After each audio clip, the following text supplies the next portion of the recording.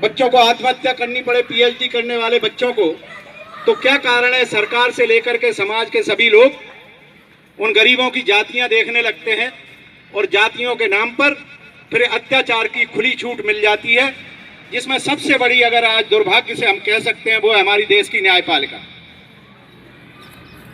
आज न्यायपालिका को संभलने की जरूरत थी। संविधान के बर्बाद होने में अगर किसी का हाथ है तो वो इस देश की न्यायपालिका का है। हम कहते हैं कि नेता चोर हैं, नेता भ्रष्ट हैं, कर्मचारी चोर हैं, पुलिस भ्रष्ट है, ये सब बात गलत है। सच्चाई ये है कि इस देश का ब्राह्मण जब जज बन जाता है तो वो सबसे बड़ा बेईमान होता है। मैं आपको बता दूं कि आज न्यायपालिका हमारे साथ में कर क्या रही है। जितने भी न्यायाधीश हैं वो आज सिर्फ एक प्रयत्न में है कि न्यायाधीश से रिटायर होने के बाद हमें भी कहीं मेंबर पार्लियामेंट बन जाए, किसी कमीशन के चेयरमैन बन जाए, और इस मानसिकता के लिए वो सरकार की चापलूसी करने में जरा भी पीछे नहीं रह रहे हैं, क्योंकि वो न्यायाधीश हैं, सुप्रीम कोर्ट के न्यायाधीश हैं, हाई कोर्ट के न्यायाधीश हैं। अगर उनके ऊपर जरा सी भी अंगुली उठाओगे तो कंटेम्प्ट कोर्ट के तहत आपको जेल भेज देंगे। लेकिन वो ये जानते नहीं है कि अब जनता जाग रही है और पूछ रही है कि तू इधर उधर की न बात कर, ये बता कारवां लुटा क्यों?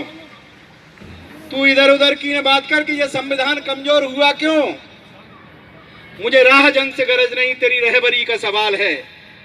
हमें अब न्यायपालिका से पूछना है कि क्या कारण है कि भारत का संविधान ईमानदारी के साथ लागू क्यों नहीं हो पाया 70 साल में।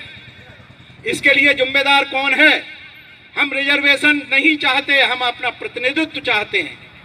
हम अपने जनसंख्या बल के अनुसार देश में हर जगह अपनी हिस्सेदारी चाहते हैं, और उस हिस्सेदारी के लिए आपको एक बात बड़ी अब खुल के कहनी पड़ेगी। जब तक इस देश में ब्राह्मण रहेगा, ब्राह्मण की मानसिकता रहेगी, ये देश कभी देश नहीं बन पाएगा। इस देश को देश बनने के लिए ब्राह्मण को ब्राह्मणत्व खत्म करना पड़ेगा, ब्राह्मणवाद को नहीं, ब्राह्मण को खत्म करना पड़ेगा। इस देश के संविधान को बर्बाद करने में ब्राह्मण के सिवा और किसी का हाथ नहीं है, क्योंकि जाति व्यवस्था किसने दी? ब्राह्मणवाद ने नहीं दी, ब्राह्मण ने दी है। देश के जितने भी ब्राह्मण हैं हमारे साथ खड़े होकर के हमारी एडवोकेसी करेंगे, हमारे साथ में जुड़ेंगे, लेकिन सिर्फ किस काम के लिए? वो हमारे साथ मिलकर के हमारे आंदोलन को खत्म करने के लिए ब्राह्मण आगे आता है।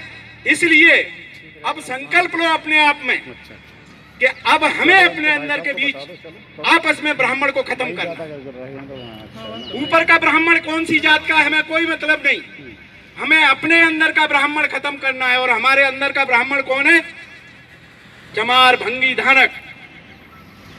चमार, भंगी, धानक जो सबसे ज्यादा अछूत कहे जाते हैं, और इनसे अगर पूछो क्या तुम तीनों आपस में बैठकर एक थाली में खा सकते हो?